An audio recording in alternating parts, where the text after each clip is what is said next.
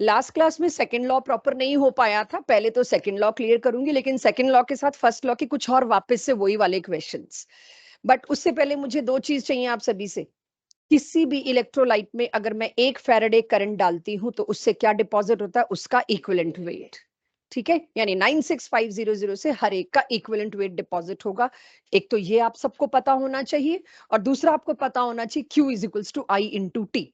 सबको पता है ये? ठीक है, तो मैं कुछ और भी अच्छे क्वेश्चंस डीपीपी के उठा के लाई हूं, आज वो भी करेंगे डिस्कस। बट पहले ये जो क्वेश्चन चल रहा था सेकंड लॉ की स्टेटमेंट के बाद, उसको पकड़ते हैं। इसमें कहा गया दो सेल्स हैं जिनको हमने सीरीज में कनेक्ट किया है। सीरीज में कनेक्ट करना, दो सेल का एक ही मतलब है, कूलम्स बराबर डाले जा रहे हैं दोनों कंटेनर में, बस और कुछ नहीं। अगर मैं इतना एम्पियर करंट पास करूं जिससे इतने ग्राम कॉपर डिपॉजिट होना चाहिए था, शायद मेरे से कॉपर वर्ड मिस हुआ है यहाँ पर, तो इतने सिल्वर, सॉरी, इतने ग्राम सिल्वर डिपॉजिट हुआ। अब जब इतने ग्राम सिल्वर डिपॉजिट हुआ तो कितनी देर तक करंट फ्लो किया होगा, पहले तो मुझे इस पार्ट को सॉल्व करना है। तो सिल्वर को, ताकि तुम्हारा फर्स्ट लॉ भी रिवाइज हो, तो आज मैं फिर से इस तरह से बता देती हूँ। हमें सिल्वर का चार्ज पता है, हमें पता है यहाँ पर कितने मोल इलेक्ट्रॉन्स होंगे, 1 मोल, और उसका चार्ज कितना होता है, 1 फैराडे। 1 फैराडे से कितने ग्राम सिल्वर डिपॉजिट होता है, 108 ग्राम। तो कैन आई से 108 ग्राम के लिए कितने कूलम, 96500। अब उसके अंदर सिल्वर कितना डिपॉजिट हो रहा है, इतना 1.07 ग्राम्स। जब इतना सिल्वर डिपॉजिट हो रहा है तो इसका मतलब सिल्वर नाइट्रेट के कंटेनर में कितने कूलम्स पास ऑन किए गए होंगे, इतने। आप देख लीजिए, यूनिटरी मेथड है, इससे इतना तो इससे कितना, या इतने ग्राम डिपॉजिट करने के लिए इतने कूलम्स, तो इतने ग्राम डिपॉजिट करने के लिए कितने कूलम्स पास किए गए होंगे सिल्वर नाइट्रेट के कंटेनर में, वो आपके पास आ गया। तो आपने यहां पर क्यू पुट कर दिया, 963.2 है इसकी कैलकुलेशन। क्वेश्चन पूछा गया कितने टाइम के लिए ये एम्पियर पास ऑन किया गया होगा। लास्ट क्लास में हम इसमें सेकंड लॉ लगाने की कोशिश कर रहे थे, बट आप लोग कंफ्यूज हो गए थे, और वहीं मैंने क्लास को एंड भी कर दिया था। तो Q is equals to I into T के हिसाब से कितने कूलम पास ऑन किया, वो तो मैंने अपने सिंपल लॉ से निकाल लिया, फर्स्ट लॉ से ले आई मैं। एम्पियर कितना है, 2.5। कितनी देर तक एम्पियर इतने मेरे को दौड़ाने पड़े होंगे, आ गया टाइम मेरे पास। फर्स्ट पार्ट तो हो गया, फर्स्ट पार्ट वाज नथिंग। लेकिन उसमें दूसरी चीज क्या पूछ रखी है बच्चों, ऐसा ही सब कुछ जो सीरीज में कनेक्टेड था। पहला कंटेनर था AgNO3, दूसरा कंटेनर है कॉपर सल्फेट, उसमें कितना कॉपर डिपॉजिट हुआ होगा। आपको इससे सिर्फ एक बात पता चली कि दोनों कंटेनर्स में बराबर कूलम्स गए, यानी कॉपर सल्फेट के कंटेनर में भी कितने कूलम्स गए होंगे, इतने ही कूलम्स जो मैंने यहाँ पर ऑलरेडी लिख रखे हैं सॉल्व करके, 963.2। यानी सेकंड पार्ट के लिए अब थोड़ा और डिस्क्रिप्टिव कर रही हूं मैं, ताकि तुमको second law of Faraday clear हो जाए। How much copper is deposited, since we know दोनों कंटेनर्स में सेम चार्ज गया है, सीरीज है, तो जो चार्ज पहले कंटेनर में मैंने निकाला वो दूसरे के लिए भी एप्लीकेबल हुआ। तो दूसरे के लिए कितना चार्ज एप्लीकेबल हुआ, वही 963.2।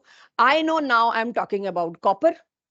96500 कूलम यानी 1 फैराडे से कॉपर का क्या डिपॉजिट होता है, इक्विवेलेंट वेट। वो कितना है, मैंने 63 लिख दिया, 63.5 होता है अभी टाइम बचाने के लिए। 63/2 ग्राम ऑफ कॉपर डिपॉजिट होगा, लेकिन इतने कूलम से कितना होगा, दैट्स माय आंसर। तो सेकंड लॉ का यूज बस यही है। अगर कोई कहे ना फैराडे से तुमको एक क्वेश्चन देना है, सेकंड लॉ से मांगना, दे ही नहीं सकते कुछ खास। फर्स्ट लॉ वाले में तो फिर भी तुम्हें बहुत कुछ सोचना पड़ेगा, सेकंड लॉ में क्या दे सकते हैं कि एक कंटेनर में इतने कूलम तो दूसरे में भी इतने ही कूलम में, बचा क्या फिर तो आप निकाल ही लोगे कितने कूलम से तो कितने ग्राम डिपॉजिट होता है। सो ये वो क्वेश्चन जो लास्ट क्लास की कंटिन्यूएशन में मैंने लिया। अब इसके बाद में कुछ क्वेश्चन लेती हूँ ताकि आपको पिछला जो हिस्सा हमने कराया था उसमें थोड़ा और फ्लो आ जाए। I am not picking difficult question, I am picking few different concept with the help of same law. तो अब हम फिर से कुछ और क्वेश्चन लेते हैं आपकी डीपीपी के, इस बहाने आपकी डीपीपी भी उठ जाएगी, जो लोग नहीं भी करके आ पाए होंगे भी, एक साथ इतनी सारी मिल गई। यहां तक सबको क्लियर हो गया, आगे चल सकती हूँ। तो मेरे फैराडे के दोनों लॉ हो गए, लेकिन अब मेरे को टिपिकल क्वेश्चन लेने हैं। कुछ डीपीपी के 2-3 क्वेश्चन मेरे को ममता मैम ने दिए हैं वॉल्यूम वाले, और वो सारे वो भी मैं ले रही हूँ। पहले मैं अपने तरीके से सिस्टमैटिकली चला लूं, मुझे लगता है वहां तक शायद दिक्कत आएगी, क्योंकि सारा कुछ एक बार आपके हाथ से दोबारा निकलवाना है। अब एक ये क्वेश्चन देखना बच्चों, बहुत ही अच्छा क्वेश्चन है, ये डीपीपी में नहीं है, ये है आपका जेई नीट में आने वाला थियोरेटिकल छोटा न्यूमेरिकल। जो कोई वो कैलकुलेशन वाले नहीं है।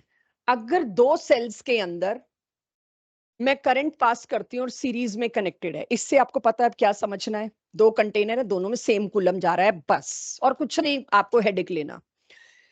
पहले कंटेनर में है एक्स का नाइट्रेट और दूसरे कंटेनर में वाई का नाइट्रेट। फॉर्मूला ध्यान से देख लीजिए, राइट? एक्स का नाइट्रेट और वाई का nitrate. At back of mind मेरे दिमाग में अब चलना शुरू हो गया, नाइट्रेट की वैलेंसी होती है -1।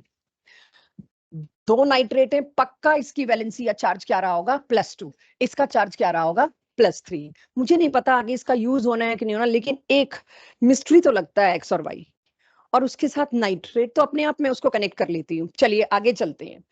इनके एक्स और वाई के एटॉमिक मासेस का रेशो है ये, यानी अगर एक्स का मास ए होगा तो वाई का कितना होगा, 2a। एटॉमिक मास का रेशो। बड़ी छोटी सी चीज यूज करिए यहाँ।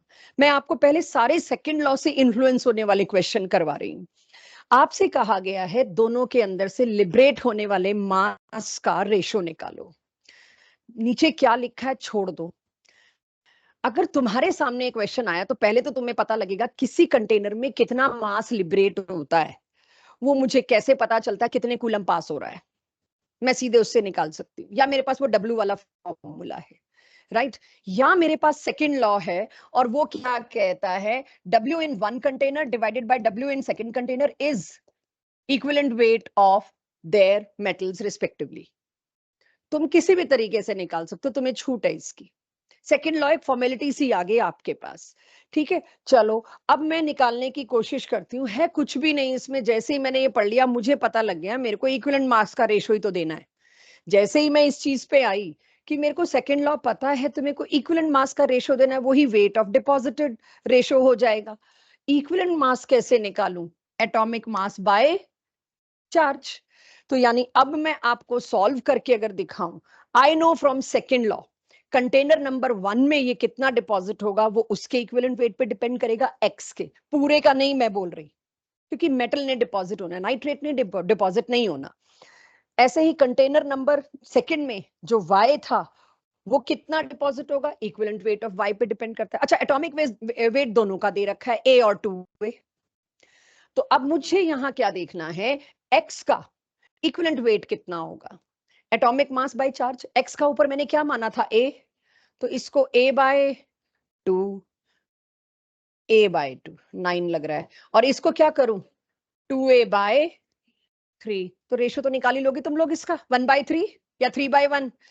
देखो ए और ए कटना है। अब आप ये देखिए ए और ए तो चलो कटना ही है, तो कोई बड़ी बात नहीं है। अब आप इसका रेशो निकाल सकते हैं, कोई मुश्किल काम तो नहीं है, हो जाएगा।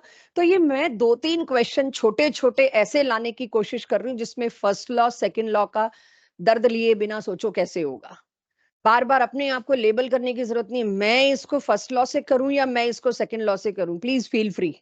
आप इसको फर्स्ट लॉ से भी करते, एक स्टेप एक्स्ट्रा ही तो होता, कर लेते। क्या एक्स्ट्रा होता स्टेप, पहले कंटेनर में WX NO3 होल ट्वाइस, वो पूरा W वाले फॉर्मूला में Z वगैरह IT वगैरह आप करते तो सिर्फ इक्विवेलेंट वेट रह जाना था, बाकी सब कट जाना था।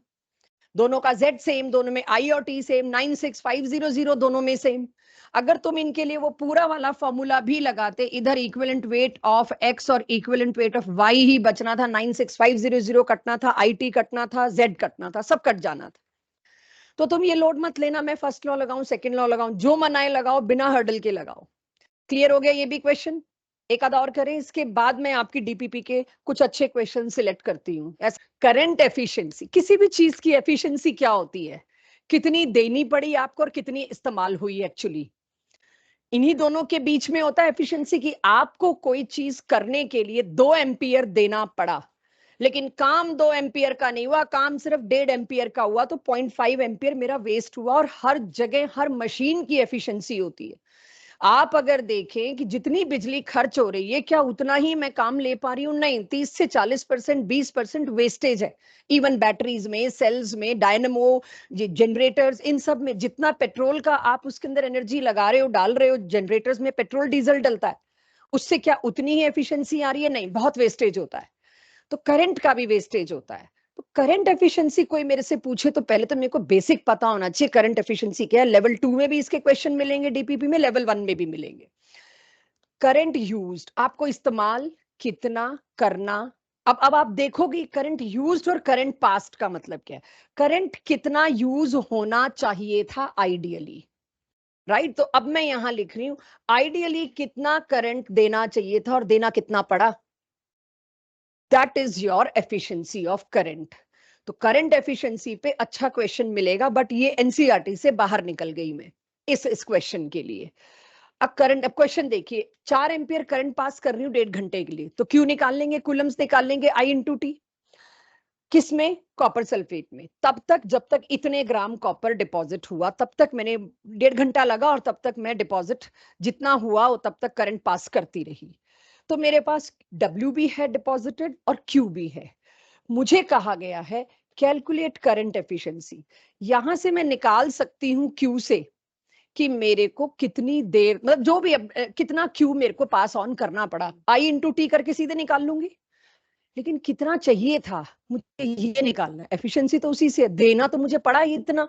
1.5 घंटे तक मैं देती रही हूँ 4 एम्पियर करंट। तो अगर मैं 4 एम्पियर और 1.5 घंटे के हिसाब से निकालूं, तो देखिए इस क्वेश्चन को करने का तरीका मैंने ये रखा है जिससे करंट एफिशिएंसी का कॉन्सेप्ट भी आपको क्लियर हो जाए। आइडियली मुझे 3.2 ग्राम कॉपर डिपॉजिट करने के लिए कितने कूलम देने चाहिए थे? 63.5 divided by 2 gram copper deposit करने के लिए मेरे को 96500 कूलम देना चाहिए ऑन पेपर। अगर सब कुछ ठीक चल रहा होता, कोई वेस्टेज ना होती, तो आइडियली तो ये होना चाहिए था जी, इतने ग्राम के लिए इतना, तो इतने ग्राम के लिए इतना। मैंने सॉल्व करके 9726 कूलम दे दिया और आपको कहा चलो जी 3.2 ग्राम कॉपर डिपॉजिट करके लाओ, और मैं कह रही हूं इतने कूलम्स में। आप जब करने गए लैब में, नहीं हुआ 9726 कूलम्स में 3.2 ग्राम डिपॉजिट नहीं हुआ। आपने कहा और बिजली चाहिए मेरे को, मतलब जितनी आप बिजली मांग रहे थे वो अंदर पहुंच नहीं पाई, वेस्टेज हुआ। और वेस्टेज होता है, बहुत सी चीजों में वेस्टेज होता है। तो अब this is ideally required, but how much you are passing, but we are providing और we are passing how much of coulombs. 4 ampere 1.5 घंटे को आप सेकंड वेकेंड में कन्वर्ट करेंगे, इतना आएगा, राइट, 21600 कूलम्स। तो अब आती है करंट एफिशिएंसी। आइडियली इतना देना चाहिए था, आप दे बैठे इतना, देना पड़ा इन 200। 45% efficiency is good. Best machine आज की डेट में भी ह्यूमन बॉडी है, आपको पहले भी थर्मोडायनेमिक्स में बता चुकी हूँ। 60% से ऊपर एफिशिएंसी है, जितना आप खाते हैं और जितना प्रोड्यूस करते हैं। कुछ वेस्ट होता है बॉडी का टेम्परेचर मेंटेन करने में, कि आप जितना खा रहे हैं आप उतना काम प्रोड्यूस नहीं कर पा रहे, तो 40% या जो परसेंटेज भी वेस्ट हो रहा है, आपके बॉडी के टेम्परेचर को मेंटेन करने में बहुत सारी एनर्जी कंज्यूम हो जा रही है, जिसको आप आउटपुट में गिनते नहीं हो। तो जो बैटरीज जो आप नॉर्मली सेल यूज कर रहे हैं, वो सब 40% 45% मुश्किल से बेस्ट बैटरी 50% एफिशिएंसी दे पाती है, जितना उसके अंदर रिएक्शन हो रहा है और जितना आप उससे आउटपुट निकाल पा रहे हो। तो this is the meaning of current efficiency. 2-3 question DPP में लेवल 2 में भी आपको करंट एफिशिएंसी के मिल सकते हैं। तो लेवल 2 का मतलब ये नहीं है डिफिकल्ट, लेवल 2 का मतलब है adding on one more concept. Simple amount deposited नहीं निकालना, उससे एक स्टेप आगे और निकालना है। हैव अ लुक और मुझे बताइए क्वेश्चन डीपीपी में दिख रहा है कि कहीं आपको, है क्या देखना है? वैल्यू सेम नहीं है, मतलब मिल गया ना, लेवल 2 में है, बस ठीक है। करंट क्वेश्चन 5th क्या कह रहा है, पढ़िए सभी लोग। कितना टाइम लगेगा एल्यूमिनियम को एक स्क्वायर प्लेट के ऊपर कोट करने में जिसकी लेंथ 20 सेंटीमीटर है, थिकनेस 5 मिलीमीटर है। एक तो यूनिट भी अलग अलग है, देख लेना। तो मेरे पास स्क्वायर है, देखने में रेक्टेंगल लग रहा है ये,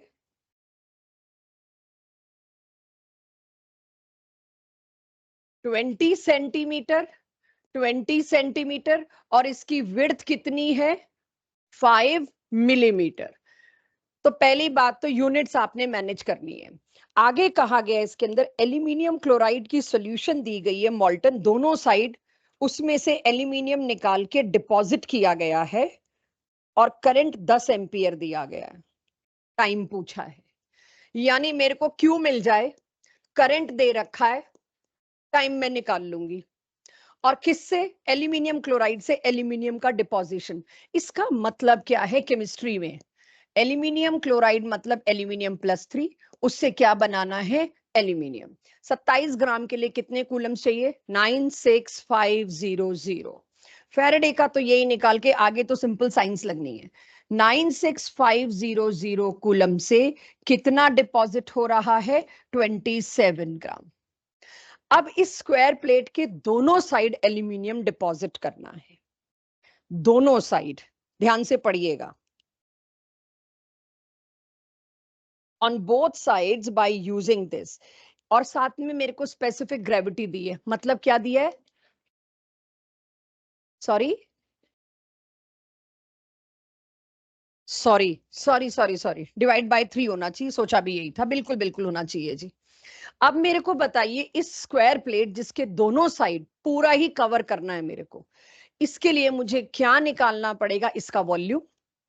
तो वॉल्यूम में अगर मैं सिंपल लैंग्वेज में वॉल्यूम पूछूं, अब वॉल्यूम अंदर वाला नहीं निकालना मेरे को बाहर जो इसके ऊपर प्लेट करना है वो निकालना है। तो length into breadth into height सभी को पता होगा, तो मैं, या थिकनेस कह लीजिए, मैं इसका वॉल्यूम निकालूं तो 20 इंटू 10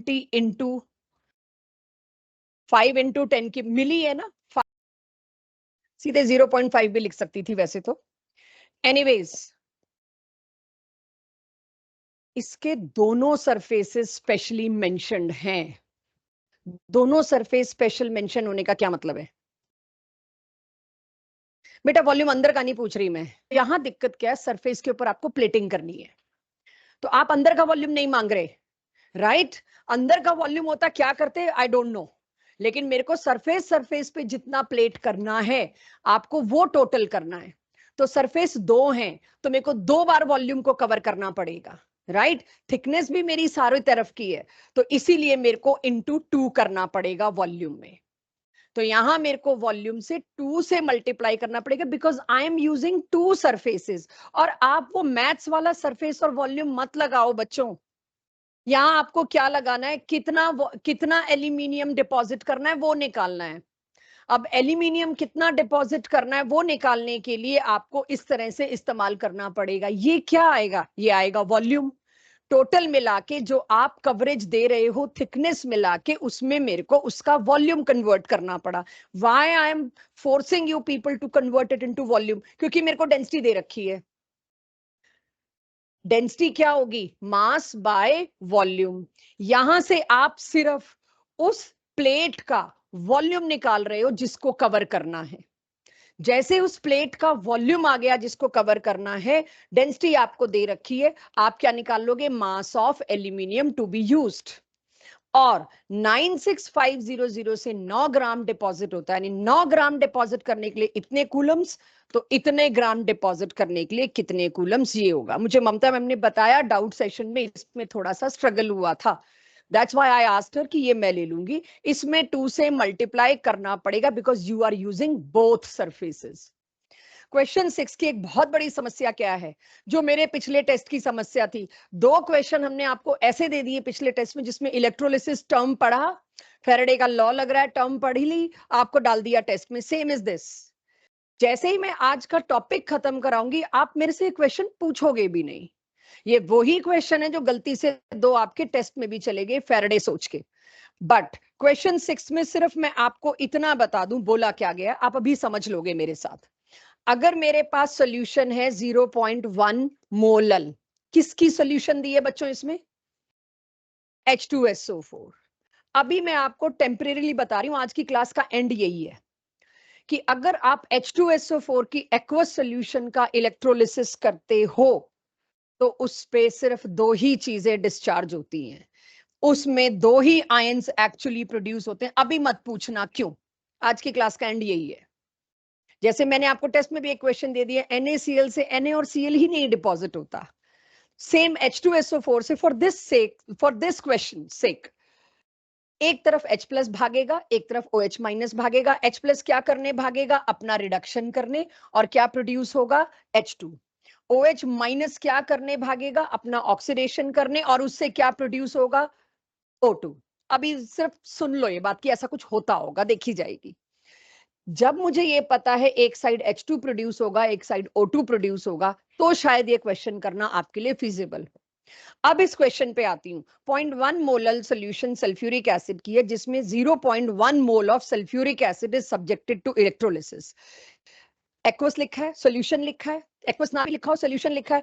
इसका मतलब जो कंटेनर आपको दिया है उसके अंदर दो चीजें हैं, सल्फ्यूरिक एसिड इन वाटर। और आयंस किसके खाए जा रहे हैं इलेक्ट्रोलिसिस में? वाटर के। ये आपको आज पता चलेगा। अगर लास्ट क्लास को आप ध्यान दो तो मैंने आपको क्या बताया था लास्ट क्लास में? आपको मॉल्टन NaCl का इलेक्ट्रोलिसिस कराया गया। लास्ट क्लास में मैंने स्टार्ट में मेल्ट मॉल्टन NaCl लिया, एक्वस नहीं लिया, क्योंकि एक्वस NaCl तो अब करना है। तो मैंने यहां पर क्या लिया? Aqueous H2SO4। और थोड़ी देर बाद आपको पता चलेगा उसमें H2SO4 का कुछ नहीं होता, उसमें किसका होता है? जो भी होता है। तो शायद प्राकृति उस वक्त तुम यही पूछ रहे थे कि उस क्वेश्चन में मुझे क्या देखना है, तभी एनालाइज हो गया था मुझे, नेक्स्ट टॉपिक का अड़ गया है क्वेश्चन। तो जैसे आप आज का टॉपिक पढ़ लोगे आपको ये खुद ही पता चल जाएगा, सल्फ्यूरिक एसिड का कुछ नहीं होता इलेक्ट्रोलिसिस में, जो होता है वाटर का होता है। आपको याद हो जब जब कई बार बात होती है कि वाटर को कंडक्टर बनाने के लिए 2-4 बूंदे एसिड की डाल दो, ये वही 2-4 बूंदे हैं। एसिड का कुछ नहीं होना, प्रोटॉन इतने फैल जाएंगे, प्रोटॉन इतने ज्यादा हो जाएंगे, उसके चक्कर में OH नेगेटिव को भी रिएक्ट करना पड़ जाएगा। तो यहां पर जो होना है वाटर का होना, ये भी दिख गया आपको। अब क्वेश्चन के आगे चलते हैं हम। 100 फेरेडे इलेक्ट्रिसिटी पास ऑन की गई और जो सोल्यूशन है उसकी डेंसिटी भी आपको दे दी। ठीक है, आपसे क्या पूछा गया है? Molality and molarity of resultant solution are respectively. मुझे पता है जो मेरे पास क्वेश्चन में मोलालिटी गिवन है, या सॉरी 0.1 मोल ऑफ H2SO4, ये क्या हुआ? सोल्यूट। आगे क्या लिखा हुआ है इसके अंदर?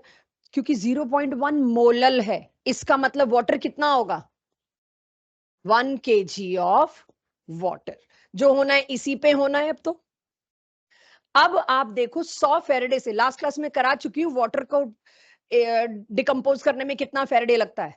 अब आपको पता है 1 फेरेडे से वाटर का इक्विवेलेंट वेट, क्यों? 18/2 किसी भी चीज का इक्विवेलेंट वेट डिपॉजिट होता है। तो वाटर का इक्विवेलेंट वेट अब आगे कर लोगे वैसे, मेरे ख्याल छोड़ दो इस क्वेश्चन को, क्योंकि आप ये पता लगा लोगे कितना वाटर निकल के डिपॉजिट हो गया या एस्केप हो गया। कितना बचा पता नहीं, 500 ग्राम बचा, 400 ग्राम बचा, 300 ग्राम बचा, नई मोलैलिटी निकाल लेना। H2SO4 तो उतने ही रहे। डिनोमिनेटर में 1 kg वाटर की जगह शायद 0.4 kg रह जाए, 0.6 kg रह जाए। क्या इसके आगे खुद कर पाएंगे? वो भी मैं इसीलिए छोड़ रही हूं क्योंकि मेरे को भी ये टॉपिक कराना है, तो शायद उसके बाद आप और बेटर कर पाओ। और अगर लगता है नहीं कर पाओ तो अगली क्लास में बता देना, फिर ले लूंगी इस क्वेश्चन को। मैं सिर्फ इस क्वेश्चन में एक चीज छोड़ना चाह रही हूँ कि आपके हाथ से वो पूरा स्पून फीड ना हो जाए। अब आपको सिर्फ निकालना है 100 फेरेडे से कितना वाटर निकल गया होगा। अगर आंसर आया 100 फेरेडे से 400 ग्राम वाटर निकल गया, पीछे कितना नीचे बचा? 600 ग्राम। अब नई मोलालिटी क्या होगी? 0.1 divided by 600 into 1000, that is new molality. और 600 ग्राम वाटर को आप 600 ml कर सकते हो, तो नई मोलारिटी भी निकाल लोगे। क्लियर हो जाएगा ये क्वेश्चन? तो अब ये जो क्वेश्चन घूम घूम के मेरे पास आ रहे थे, let me finish the topic, उसके बाद आप और बेटर इस डीपीपी को हैंडल कर पाओगे। लास्ट क्लास में भी मैंने यही कहने की कोशिश की थी, जितने होंगे उतने ही करना, बाकी क्लास में साथ साथ होंगे। इसके बाद भी अगर आप मेरे को 4 क्वेश्चन और लाके देंगे मैं आपको कराऊंगी, डोंट वरी। ये पीछे पास ऑन कर दो प्रिया तक। अब आज का नया टॉपिक, प्रोडक्ट ऑफ इलेक्ट्रोलिसिस कैसे ढूंढे जाते हैं। नाउ एवरीवन, ये बिल्कुल एनसीईआरटी बेसिक से ही करना है, बाहर से बिल्कुल नहीं करना, कहीं से हेल्प भी मिले तो भी नहीं करना। ये टॉपिक अगर बेसिक एनसीईआरटी से करेंगे तो हमेशा आपको उसमें करेक्ट आंसर्स मिलेंगे। इलेक्ट्रोलिसिस का प्रोडक्ट क्या होगा, ये कैसे ढूंढे, हमें तो पता नहीं था आज तक ये भी कोई टॉपिक है। ये तो सोचा ही नहीं, एक चीज कैथोड पे जाएगी, एक चीज एनोड पे जाएगी, लेकिन अगर एक से ज्यादा चीज हो तो क्या होगा? कंपटीशन रेस होगी।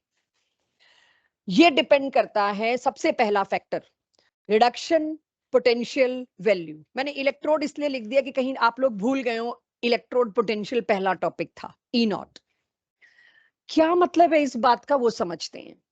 अगर मैंने कोई इलेक्ट्रोलिसिस में एक से ज्यादा आयंस डाल दिए तो कौन कैथोड पे पहले जाके, मत लिखो, सुन लो पहले, ये सारा सुनने वाला लिखने वाला भी है, मैं अपने गले को और आपको दोनों को ब्रेक दूंगी, आप नोट करिएगा तब। अगर किसी इलेक्ट्रोड पे किसी चीज ने डिपॉजिट होना है, फॉर एग्जाम्पल कैथोड पे, कैथोड पे डिपॉजिट होने के लिए कंटेनर में मैंने 3 एक जैसे आयन डाल दिए, लगाओ रेस, देखिए कौन डिपॉजिट होता है जाके। कौन डिपॉजिट होगा? जिसका रिडक्शन पोटेंशियल ज्यादा होगा। वेरी सिंपल, जिसका रिडक्शन पोटेंशियल ज्यादा है, जिसकी रिड्यूस होने की टेंडेंसी ज्यादा है, वो रेस में आगे होगा और डिपॉजिट हो लेगा, बाकियों को कहेगा तुम सोल्यूशन में ही रहो। इसी तरह से एनोड पे कौन डिपॉजिट होगा? जिसका रिडक्शन पोटेंशियल कम या ऑक्सीडेशन पोटेंशियल ज्यादा। दैट्स इट, इतना सिंपल सा है ये। तो यानी कि हायर द वैल्यू, किसकी बात कर रही हूं मैं यहां पर? रिडक्शन की, प्रेफर्ड ऑन कैथोड। अब इस बात, या lower the value preferred on anode. ये जितना लिखने में सिंपल है उतना दिखने में सिंपल नहीं है। तो इसका एक एग्जांपल लेती हूँ कि मुझे ये कहां समस्या होगी। टॉपिक इतना प्रिडिक्टेबल है और ये टॉपिक ऐसा है कि जो आपको 4 एग्जाम्पल एनसीईआरटी ने दिए उससे बाहर का दिया ही नहीं जा सकता। तो वही गिने चुने 4 एग्जाम्पल्स में ही आपको घुमाया जाएगा। मान लीजिए अब मैं लेकर आती हूं पहली बार इलेक्ट्रोलिसिस में aqueous CuSO4, aqueous NaCl, aqueous AgNO3। अगर आप एक्वस CuSO4 लाते हैं तो कैथोड के लिए 2 आयन कंपटीशन में खड़े हैं, एक copper 2+ and don't forget water का H+। सॉल्ट्स की वजह से वाटर का डिसोसिएशन बढ़ता है, तो वाटर और ज्यादा डिसोसिएट होगा, प्रोटॉन बराबर की टक्कर देंगे इसको। अब ये दोनों के दोनों क्या होने को तैयार हैं? रिड्यूस। दोनों के दोनों, अब मैं तो यही मान के चल रही हूँ कैथोड पे तो यही जाएंगे, क्योंकि रिडक्शन का ऑप्शन ही इन दोनों के पास है, पॉजिटिव चार्ज, यही इलेक्ट्रॉन्स को अट्रैक्ट करेंगे। इसका रिडक्शन पोटेंशियल आप मांग तो सकते नहीं, पता ही है। इसका भी पता है पॉजिटिव में होता है, डोंट केयर ऑफ वैल्यू। किसका रिडक्शन पोटेंशियल ज्यादा है? कॉपर डिपॉजिट होगा, H+ पीछे रह जाएगा। सिमिलरली एनोड पे ये दोनों, ये सिर्फ मैं एग्जांपल दे रही हूँ, एनोड पे ये दोनों आते हैं कॉम्पीट करने। अब इन दोनों में भी मेरे को पता होना चाहिए, आपको वैल्यू मैं दूंगी, आपको वैल्यू याद नहीं करनी। अगर कहीं याद करनी है तो विल टेल यू कहां याद करनी है। सल्फेट का ऑक्सीडेशन पोटेंशियल मैंने आपको क्या दिया? Sorry, reduction potential, I am sorry. Sulphate का रिडक्शन पोटेंशियल मैंने आपको क्या दिया? +2.04। और OH नेगेटिव का क्या दिया? रिडक्शन पोटेंशियल दे रही हूं। एनोड पे कौन प्रेफर होता है? जिसका रिडक्शन कम हो ना हो। किसका रिडक्शन नहीं होगा? OH का। तो OH का अगर मैं देखूं लोअर वैल्यू है, लोअर वैल्यू है तो रिडक्शन नहीं होगा, तो ये परफेक्ट चॉइस है एनोड के लिए जहां ऑक्सीडेशन हो। इसका ऑक्सीडेशन होगा तो पता चला एनोड पे तो ऑक्सीजन रिलीज हुई है और कैथोड पे कॉपर। यानी एक चीज एक्वस की ले ली, ऑक्सीजन, एक चीज कॉपर सल्फेट की ले ली, कॉपर। तो आप ये मत सोचिए आप इलेक्ट्रोलिसिस जिसका कर रहे हैं आयंस उसी के डिपॉजिट होंगे, नहीं। सॉल्यूशन में जाके आयंस आयंस है, उनमें कंपटीशन होगा। कौन ज्यादा रिडक्शन की टेंडेंसी रखता है वो रिड्यूस होगा, कौन ज्यादा ऑक्सीडेशन की टेंडेंसी रखता है वो ऑक्सीडाइज होगा। इस तरह से आपको रिजल्ट पे आना है। आज की क्लास के एंड तक आपको एक बात रियलाइज होगी और मैं उसको याद कराने की कोशिश करूंगी, ये वाली आपको याद करनी है। इस इक्वेशन को भूलने का रिस्क आप नहीं ले सकते, क्योंकि एक्वस हर जगह आएगा, तो वाटर का OH आयन हर जगह आएगा, आपको इसको हर जगह कोट करना पड़ेगा। प्लस अगला टॉपिक जो लास्ट टॉपिक है जिसपे चैप्टर खत्म है, नॉट अगला, corrosion, rusting, rusting of iron है आपके सिलेबस में, वहां भी वाटर तो रिस्पॉन्सिबल होता है रस्टिंग ऑफ आयरन के लिए, वहां फिर ये आएगा, वहां भी आपसे याद करना एक्सपेक्टेड होगा। पहले फैक्टर को इत्मीनान से नोट करिए और किसी को कुछ इशू है तो मुझे बताइए। इतने में सिर्फ NaCl पे मैं आ रही हूं, पहला फैक्टर नोट करिए, E0 की वैल्यू डिसाइड करने में काफी रोल प्ले करती है कौन जाके कैथोड पे विन करेगा या कौन जाके एनोड पे विन करेगा। इतना नोट करिए, ये अच्छे से लिख लेना बच्चों। ये मैं कोरोजन के वक्त याद कराऊंगी आपको कैसे रटें इसको। तब मेटल तो सारे नेगेटिव में है, कॉपर सिल्वर गोल्ड प्लेटिनम को छोड़ के ज्यादातर तो नेगेटिव में ही है। मेटल्स ऑक्सीडाइज होते हैं, उनके आगे जबरदस्ती माइनस लगाया हमने, तो Na के आगे तो नेगेटिव साइन आता है और H+ के आगे पॉजिटिव। दोनों ने कैथोड के लिए रश करना है, कौन जाएगा कैथोड पे? अब वो टेस्ट का क्वेश्चन हो जाएगा जिसमें तुम कह रहे हो ऑप्शन ही नहीं मैच करना। NaCl से Na डिपॉजिट होगा? नहीं, NaCl से Na डिपॉजिट नहीं होगा अगर आपने एक्वस ले लिया तो Na नीचे ही पड़ा रह जाता है। ठीक है, सो अब मैं नेक्स्ट फैक्टर जो आपके पास लूं, इतना आसान होता तो बात ही अलग थी। बच्चों एक एक ऑर्डर नोट कर लो, ये मैं एनसीईआरटी से बाहर निकल रही हूँ, बहुत सारे क्वेश्चन में काम आएगा, काफी हद तक इसको रटना पड़ेगा, नोट करो। मैं समझ गई तुम्हारी बात, वो येलो किस वजह से होता है अभी लाती हूं मैं। ये मतलब तुम ये कह रहे हो कि अगर मैं NaCl एक्वस लूं तो नीचे क्लोरीन और OH नेगेटिव जो है उसमें से किसका डिस्चार्ज होगा? Cl2 का। अच्छा, OH नीचे ही रहेगा। और तो वो जो येलो कलर है वो किसकी वजह से होता है? Cl2 की वजह से। तुम्हें कैसे पता चला Cl2 होगा? अच्छा चलो अभी देखते हैं, तो मिनट सबके साथ बात करूंगी, अभी देखते हैं। अब ये डिस्चार्ज पोटेंशियल रिडक्शन पोटेंशियल नहीं है। मैं आपको नोट करते करते साथ साथ एक बात बता दूं, किसी भी इलेक्ट्रोड पे कौन जाके डिपॉजिट होगा उसमें बहुत सारे फैक्टर्स घुसते हैं, not only E not values. उन सारे फैक्टर्स को आप नहीं लगा सकते, ना सारों को आप पढ़ सकते हो, लेकिन उन सभी फैक्टर्स के हिसाब से ये डिस्चार्ज पोटेंशियल दे रखा है। इसमें आपको पूरा नहीं रटना, आपको क्या हिस्सा पता होना चाहिए, वो मैंने पिंक कर रखा है, उसके बारे में अंदाजा होना चाहिए। आप पहले गोल्ड तक आ जाइए, फिर मैं बहुत इंपॉर्टेंट चीज आपको बताना चाहूंगी। पहले ये गोल्ड 3+ तक पहुंच लीजिए और आप देखिए सारे कैटायंस हैं, तो ये सारे किस पे जा रहे हैं? कैथोड पे रिड्यूस होने। कैथोड पे रिड्यूस होने पोटेशियम कैल्शियम मैग्नीशियम एल्यूमिनियम कभी नहीं जा सकते। ये इतने पहले लिख लो, लिख लो, बहुत इंपॉर्टेंट है ये तो। मतलब ऐसी चीज है जो कभी भी किसी भी एंट्रेंस एग्जाम में आ जाती है, साइंस की जरूरत नहीं है। रेलवे की भर्ती भी जो होती है ना, आर्मी की भर्ती भी जो होती है, उन सब में भी ये आता है, ये भर्तियों में आने वाला क्वेश्चन है जी। हाँ, Hg2 और 2+, क्योंकि मरकरी की +1 ऑक्सीडेशन स्टेट होती है, लेकिन मरकरी जब +1 ऑक्सीडेशन स्टेट में तो वो अकेला नहीं होता, जैसे परऑक्साइड में लिखते हैं ना O2 2-, ये वो है। मेरे को Hg2 ही लिखना पड़ता है क्योंकि परऑक्साइड के लिए मेरे को O2 लिखना मजबूरी है। सेम सिर्फ कैटायंस की बात हो रही है। कैटायंस किस पे दौड़ेंगे? कैथोड पे रिड्यूस होने। कौन से कैटायन रिड्यूस हो सकते हैं जो लेस इलेक्ट्रोपॉजिटिव हो? मेटल। कौन से मेटल जो है वो इलेक्ट्रॉन एक्सेप्ट कर सकते हैं जो कम रिएक्टिव होंगे? जो बहुत ज्यादा रिएक्टिव मेटल है उनकी टेंडेंसी है हवा पानी कुछ भी मिले उनको इलेक्ट्रॉन देके हम तो इलेक्ट्रो पॉजिटिव हो जाएंगे। तो देखिए सबसे रिएक्टिव मेटल सबसे पीछे हैं रिड्यूस होने में, इनकी टेंडेंसी है ही नहीं रिड्यूस होने की। मैंने लिथियम नहीं लिखा, अगर लिथियम लिख देती आपको पता है E0 सीरीज में सबसे ऊपर था -3 पॉइंट समथिंग, तो मैं लिथियम भी लिख सकती थी, बट बड़ा ऑब्वियस हो जाता, इसलिए नहीं लिखा। इतना लंबा क्यों बना दूं? लिथियम तो तुम सबको याद है। पोटेशियम कैल्शियम मैग्नीशियम एल्यूमिनियम, ये सारे एक्टिव मेटल्स को रिप्रेजेंटेशन मैंने इससे कर दिया, बीच में और भी आ सकते थे, मैंने लिखे नहीं।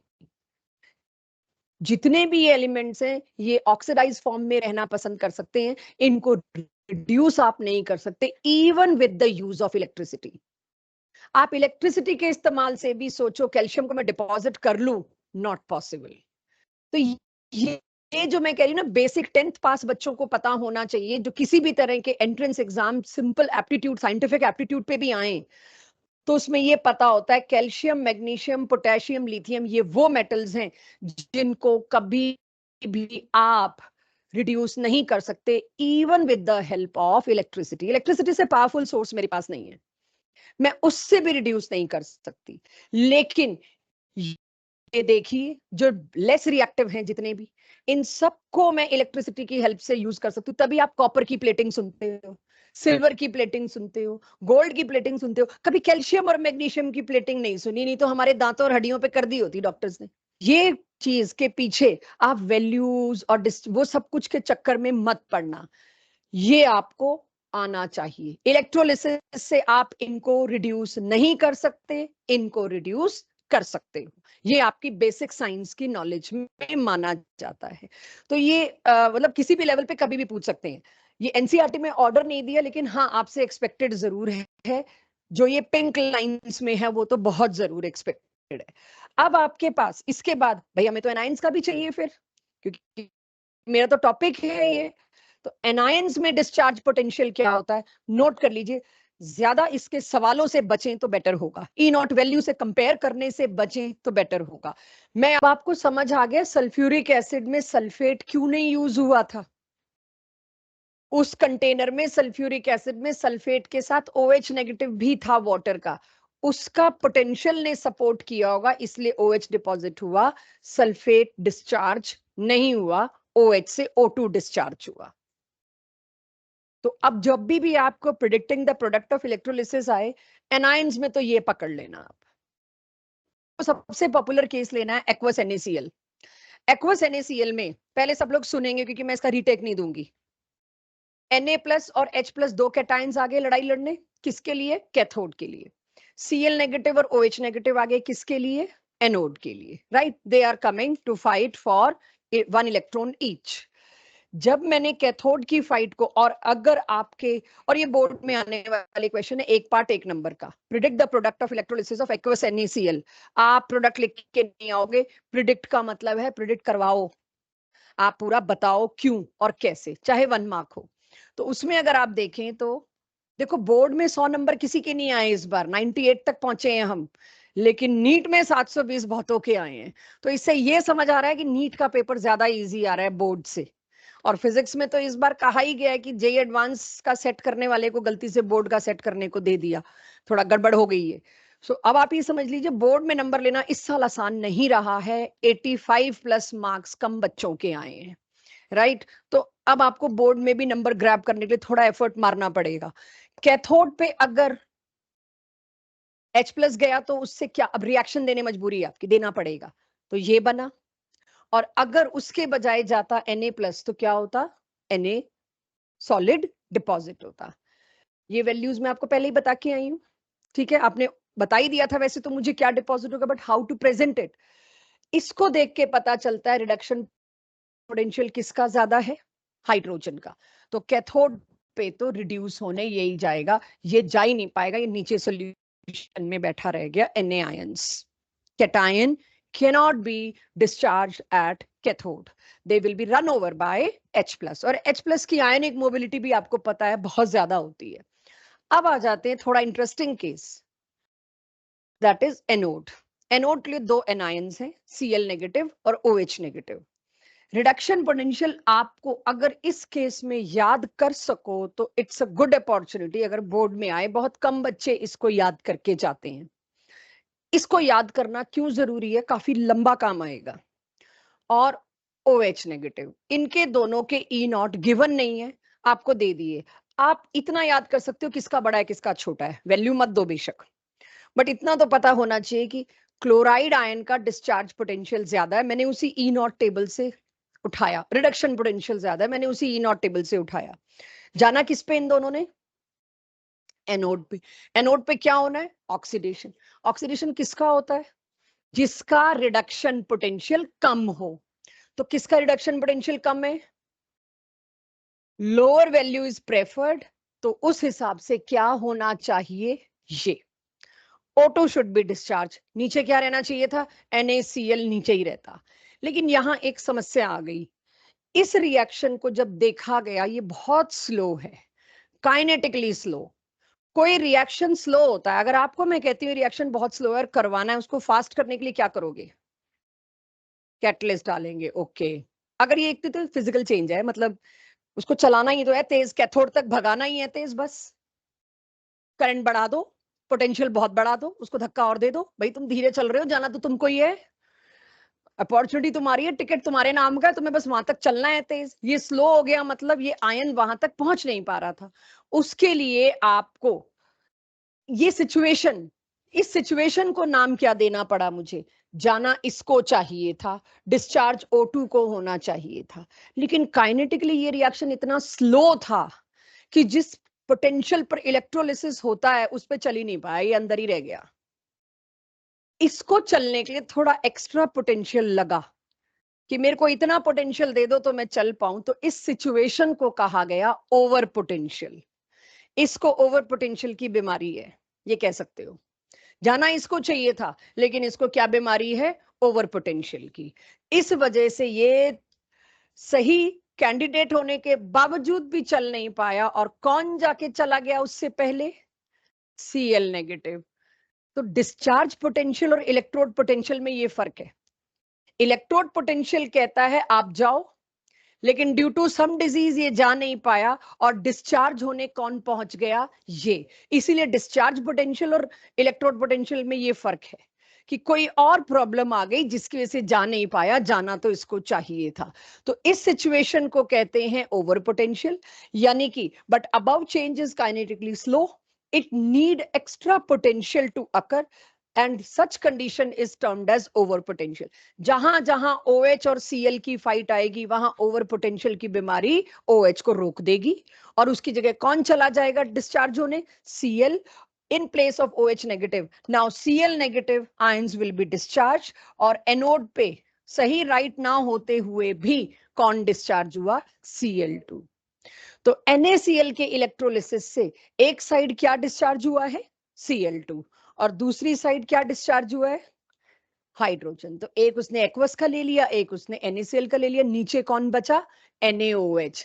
क्लास 10th में शायद NaOH की प्रिपरेशन में ब्राइन सॉल्यूशन का इलेक्ट्रोलिसिस बताया गया होगा। ब्राइन सॉल्यूशन यही है, NaCl और वाटर। तो उसमें क्या निकल गया? H2। दूसरी साइड क्या निकल गया? और नीचे क्या बचा? Na और OH। वो आपका बन गया NaOH। ठीक है, अब नोट करिए इसको।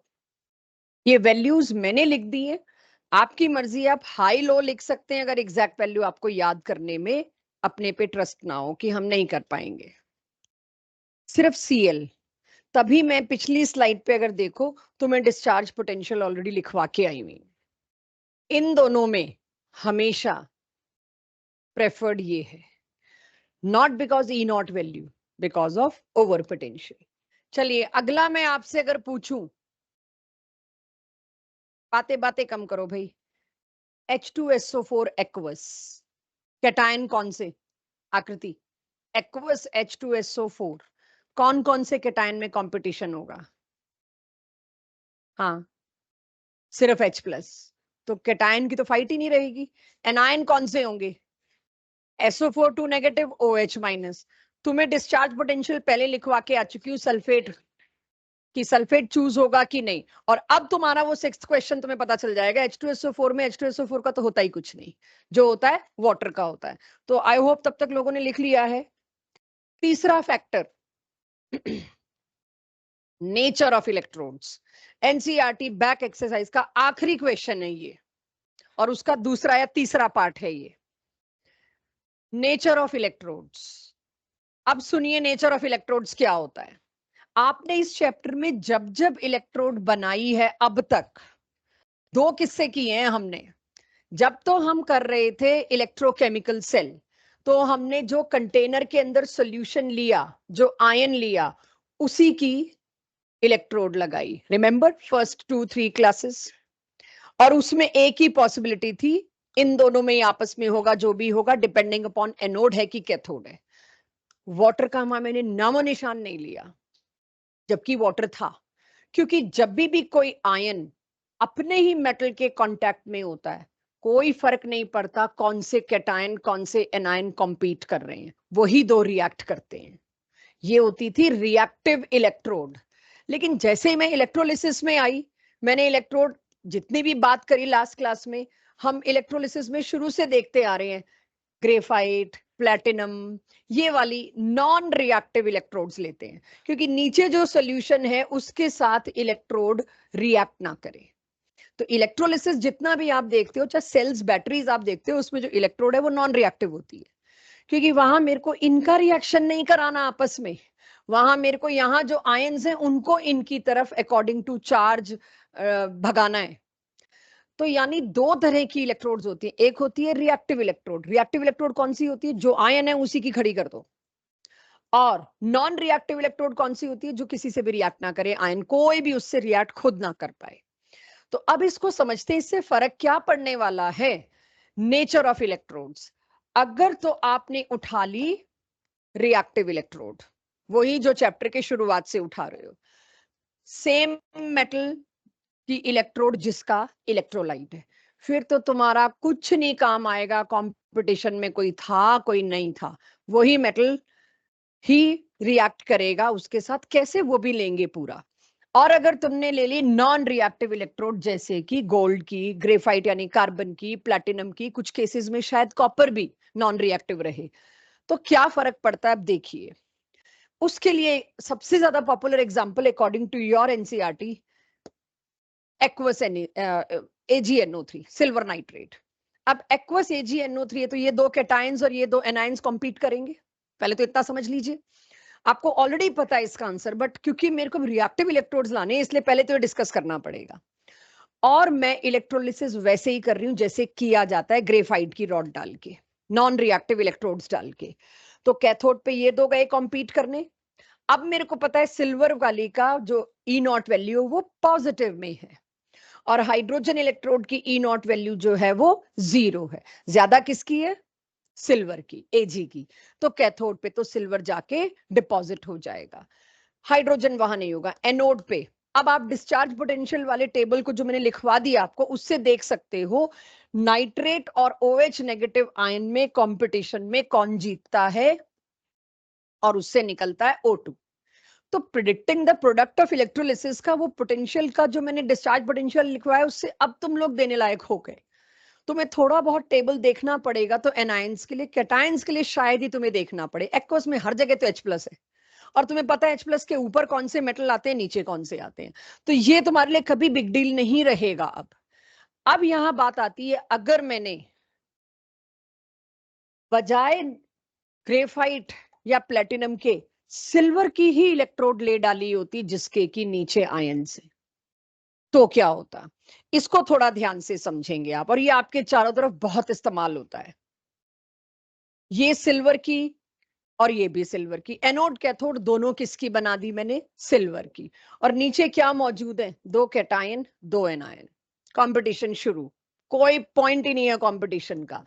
जो आपकी बनती है कैथोड और जो बनती है एनोड, उन पे रिएक्शन एक ही Ag और Ag+ के बीच में ही है, यानी ये सारे के सारे इग्नोर हो जाएंगे।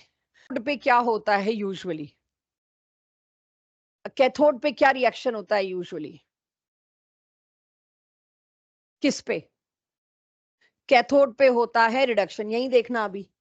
तो कैथोड पे अगर होता है रिडक्शन, बिल्कुल सही आंसर है। तो कैथोड पे किसका रिडक्शन होगा? जो भी होना है Ag के बीच में ही होना है।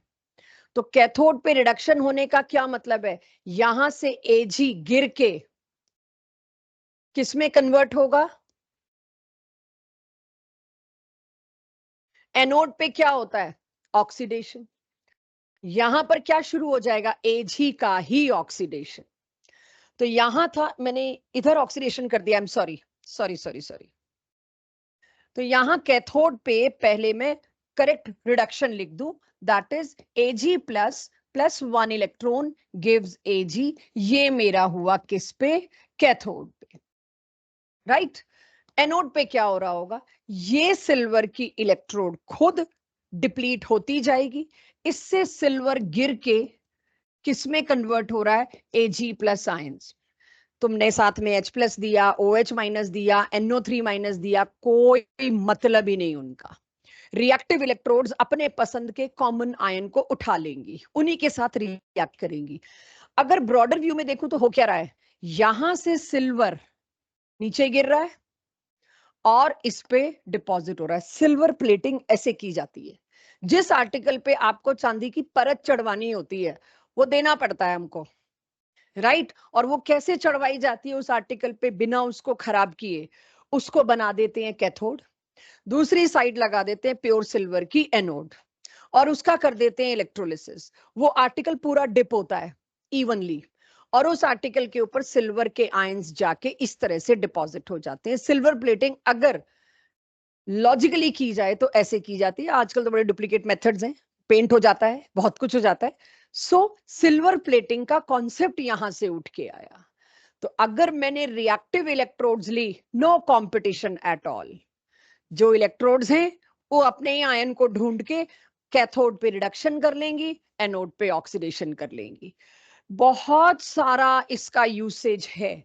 मान लीजिए आपको मैं कहती हूं एक इम्प्योर सिल्वर की रॉड दी और उसमें से प्योर सिल्वर निकालना है। आप उस इम्प्योर सिल्वर की रॉड को क्या बना दोगे? एनोड। उसमें और नीचे क्या लगा दोगे? Silver nitrate solution. इधर पतली सी पेपर की तरह सिल्वर की कैथोड लगा दी, बहुत पतली सी। और इधर से क्या नीचे गिरने शुरू होंगे? सिल्वर के आयन सिर्फ।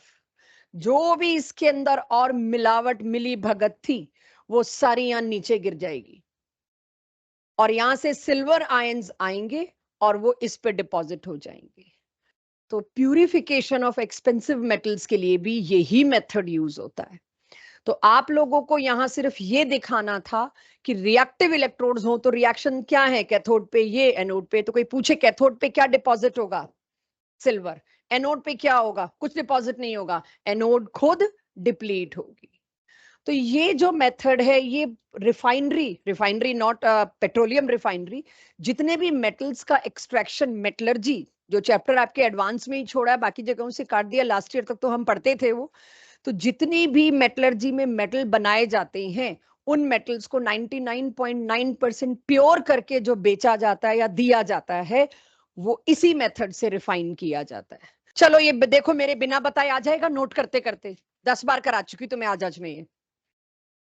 बिकॉज कॉन्सेंट्रेशन हेडिंग, कई बार कॉन्सेंट्रेशन ऑफ इलेक्ट्रोलाइट भी डिसाइड करती है कि क्या बनना है।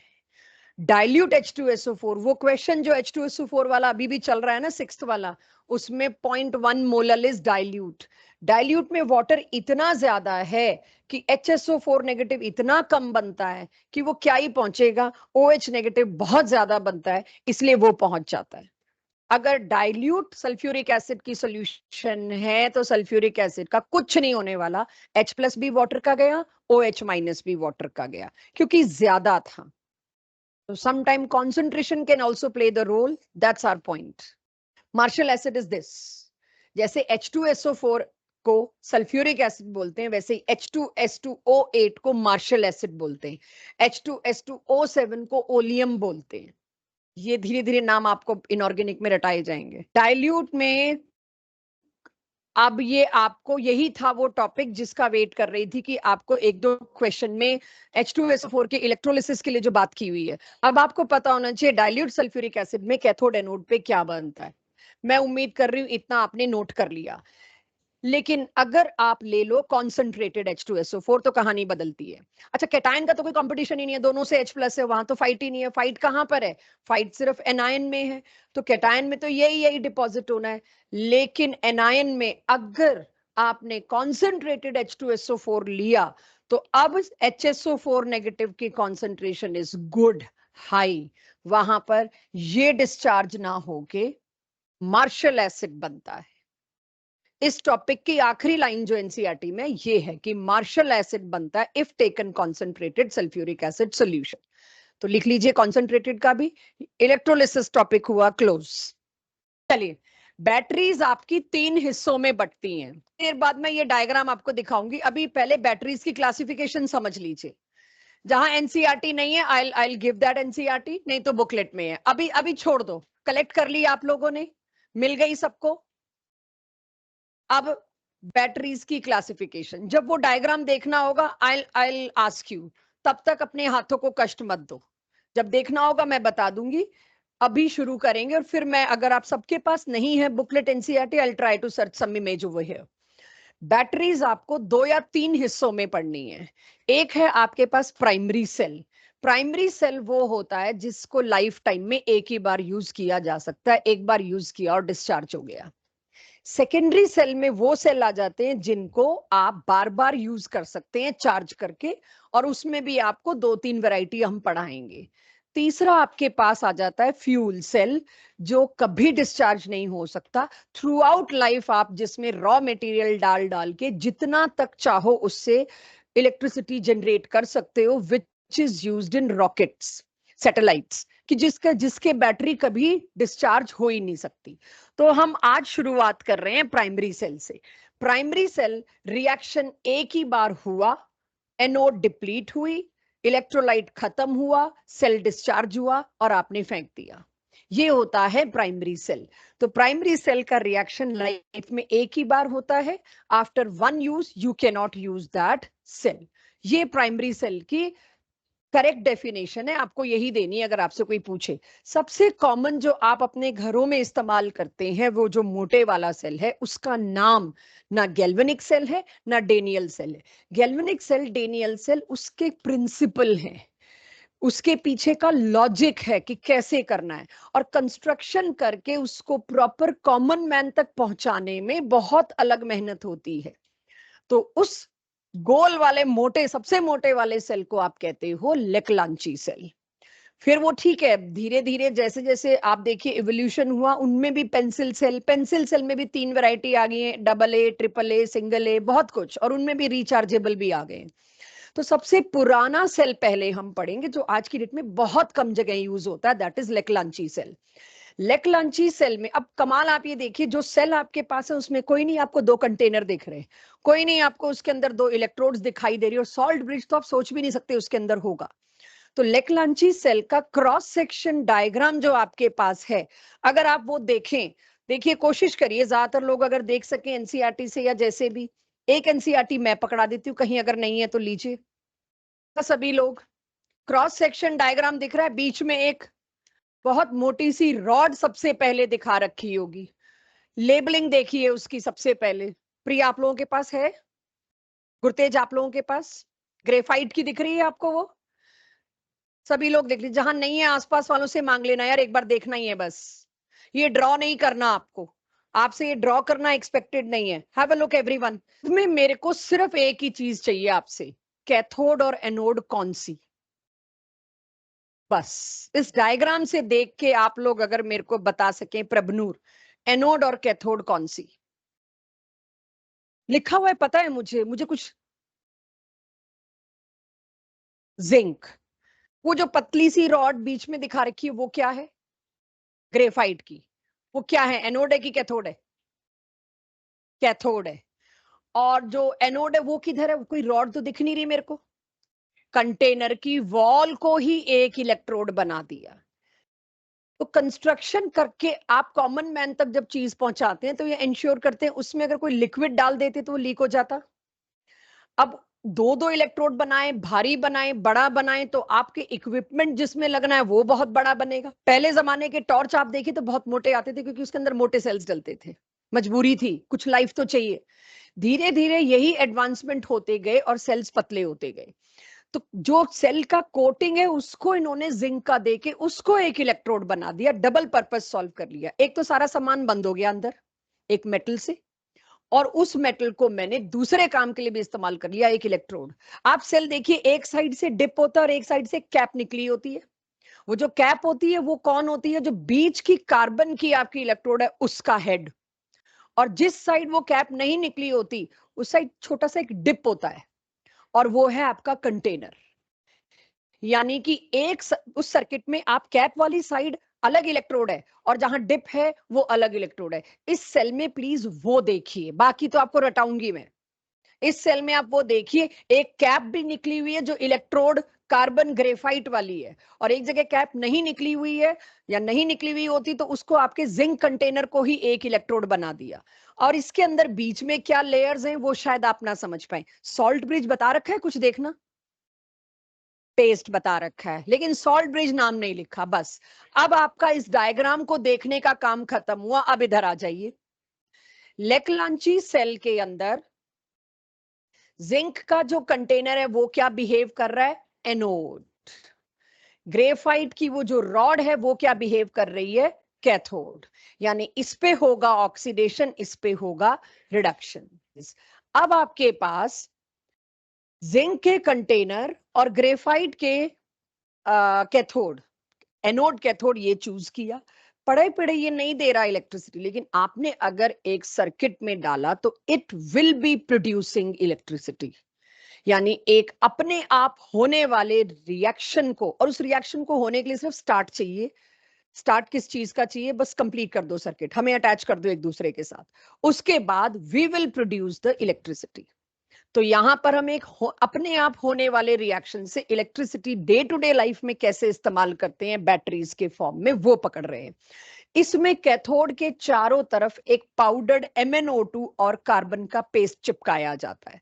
कैथोड कौन सी है? आई होप अब आपको दिख रहा है, वो जो बीच में रॉड है उसके चारों तरफ MnO2 और कार्बन का पेस्ट चिपका दिया जाता है। और फिर जो दो इलेक्ट्रोड्स हैं, एक तो कंटेनर और एक बीच की इलेक्ट्रोड, उसके चारों तरफ हमने जो चिपका रखा है वो अलग बात है। इन दोनों के बीच में क्या भरा जाता है? ये दो अलग अलग इलेक्ट्रोड्स। अब मेरे को सॉल्ट ब्रिज बनाना है, राइट? जो भी रिएक्शन दोनों के बीच हो रहा है उसके बीच में को सेपरेशन भी तो देना है। I can not give them single container, ये तो फिर कुछ और ही हो जाएगा। तो उसके लिए बीच में क्या भरा गया? एक moist paste. Moist is necessary, otherwise मैं आयंस का ट्रेवल नहीं इंश्योर कर पाऊंगी। तो एक मॉइस्ट पेस्ट भरा जाता है दो इलेक्ट्रोड्स के बीच, जिसमें ये दो चीजें होती हैं, जिंक का क्लोराइड और NH4 का क्लोराइड।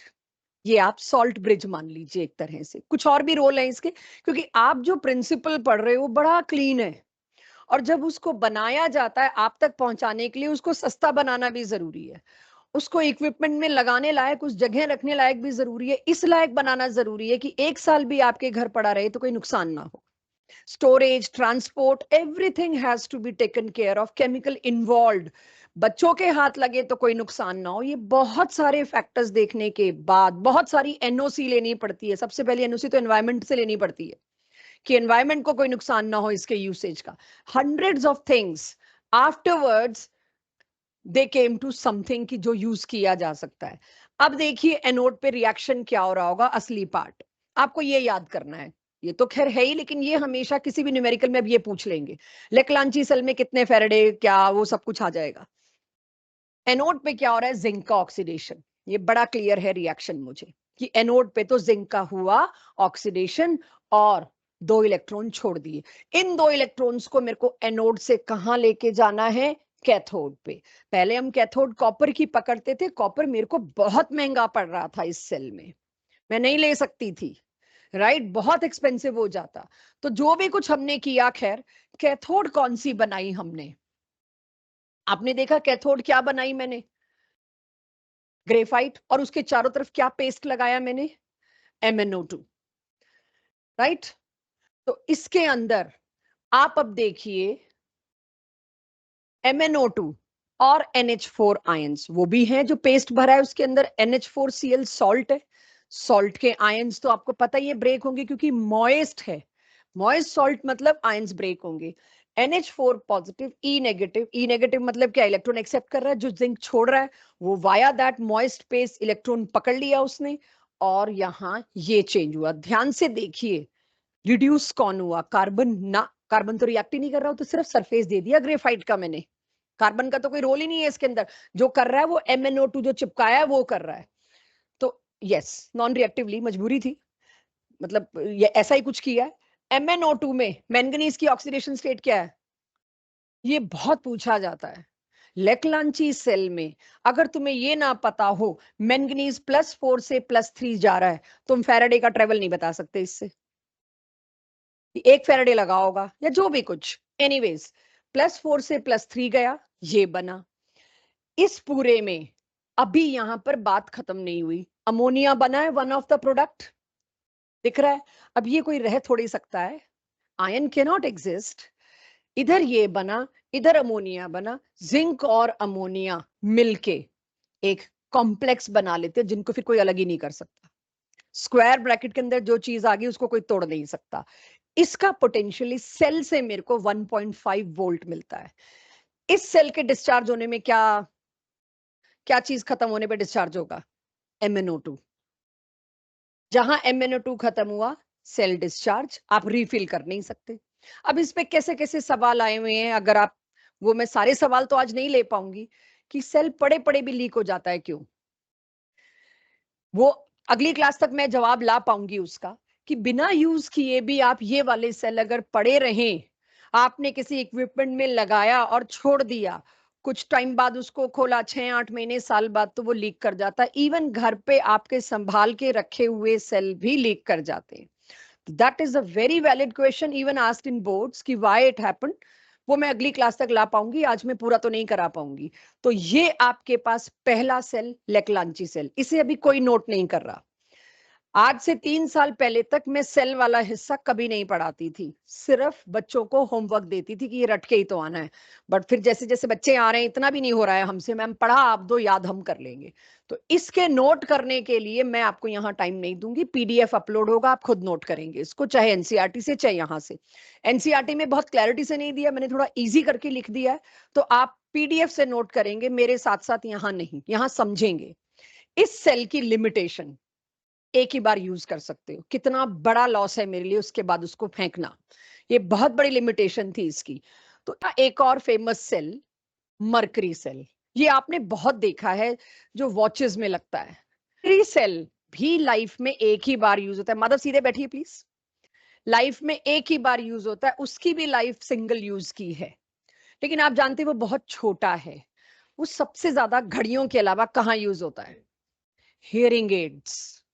अब एक समस्या पिछले सेल में, लिमिटेशन में, और ये पूछी, बहुत ज्यादा पूछा गया सवाल है, क्यों मरकरी सेल हियरिंग एड्स के लिए यूज करने जरूरी है? अब मेरे को बोलने दो। जो पिछले वाला सेल है, जो रूटीन में आप अपने रिमोट में डालते हैं सेल, उसकी सबसे बड़ी प्रॉब्लम क्या है? उसकी लाइफ धीरे धीरे वीक होती है। वो शुरुआत के कुछ दिन 1.5 वोल्ट देता है, उसके बाद 1.3, 1.2, आपकी घड़ियां भी धीरे धीरे स्लो होती हैं। आपके रिमोट को आपको बहुत पास लेके जाना पड़ता है, और जब तक वो मरता नहीं है हम तब तक बदलते नहीं, क्योंकि काम चल रहा है हमारा। कुछ लोग धूप में रखते हैं उसको कि शायद उसमें से कुछ आ जाए, तो अगर वो धूप में रखते हैं, उन्हें कहना ऐसा कुछ होता नहीं है, कुछ रिजर्व होता हो इसमें। सो अगर हियरिंग एड्स में, because it is related to life, अगर हियरिंग एड्स में लेकलांची सेल का कोई मिनिएचर हम इस्तेमाल करते, मिनिएचर बनाया जा सकता था लेकलांची सेल का, उसकी सबसे बड़ी प्रॉब्लम है the person who is depending upon hearing aid, और उसको अगर सेल डिस्चार्ज होने लगे और गाड़ी का हॉर्न ना सुनाई दे, it can be life threatening. किसी तरह की आवाज उसको सुनाई देनी धीमी हो जाए, it can be life threatening. इसीलिए हियरिंग एड्स पे लेकलांची सेल का मिनिएचर नहीं लगाया जा सकता। मुझे हियरिंग एड्स के लिए ऐसा सेल चाहिए जो जब तक चले एक ही वोल्टेज पे चले। तो ये बहुत बार पूछा गया, मरकरी सेल का एडवांटेज क्या है? It gives constant voltage life time. ये डेड होता है तो एकदम से डेड होता है कि लोगों को पता चल जाए हियरिंग एड काम करना बंद कर चुका है। तो उसके लिए बहुत छोटा सा बटन सेल है, शायद मेरे पास हो इमेज, लो जी।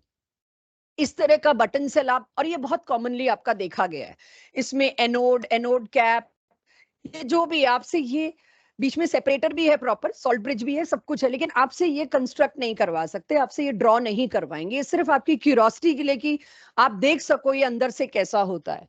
इनको तो आप देख भी सकते हो, खुद तोड़ के भी देख सकते हो। तो एनोड इसमें किसकी बनी होती है? जिंक और एमलगम की। जिंक के साथ मरकरी मिला दिया ताकि जिंक डिप्लीट ना हो बाहर के कोरोजन से। उसके चारों तरफ मैंने एमलगम अगर लगा दिया तो बाहर के हवा पानी से उस पर कोई अफेक्ट ना पड़े। तो जिंक की मैंने तैयार करी एनोड। कैथोड के लिए मैंने फिर ग्रेफाइट पे किस चीज का पेस्ट लगाया? HgO। तो mercury is there, that's why it is called as mercury cell. Electrolyte के तौर पे मैंने ये पेस्ट भरा इसके अंदर। इसमें ये भी पूछा जाता है ऐसा क्या है इसमें जो इसकी वोल्टेज डाउन नहीं होती? पिछले वाले में वोल्टेज डाउन की होती, धीरे धीरे इलेक्ट्रोलाइट कम होना शुरू होता है, आयंस कम होने शुरू हुए, कंडक्टिविटी कम होनी शुरू हुई और वोल्टेज कम होनी शुरू हुई। इसमें ऐसा क्यों नहीं होता? ये भी बहुत बार पूछा गया, इसका आंसर इसी के रिएक्शंस में है। अब ये है आपकी लर्निंग कि एनोड जो जिंक अमलगम की थी उसका क्या हो रहा है? उस पे जिंक का ऑक्सीडेशन हो रहा है। आप देख लीजिए बेशक, जिंक 0 से किस पे जा रहा है? +2 पे। ये रिएक्शन क्रैम करना आपका काम होगा। और कैथोड पे क्या हो रहा है? चेक, मरकरी रिड्यूस हो रहा है। आप देखिए Hg+2 किस में कन्वर्ट हो रहा है? मरकरी।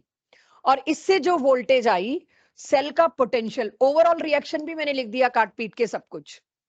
सेल का जो ओवरऑल रिएक्शन और उसका पोटेंशियल है वो है 1.35 volt and it is constant through out the life. तो जो भी आप वो घड़ी में सेल डलवाते हैं, अगर वो जेन्युइन मर्करी सेल है, उस घड़ी का टाइम स्लो नहीं होगा, सीधे रुकेगा। Same goes for hearing aids.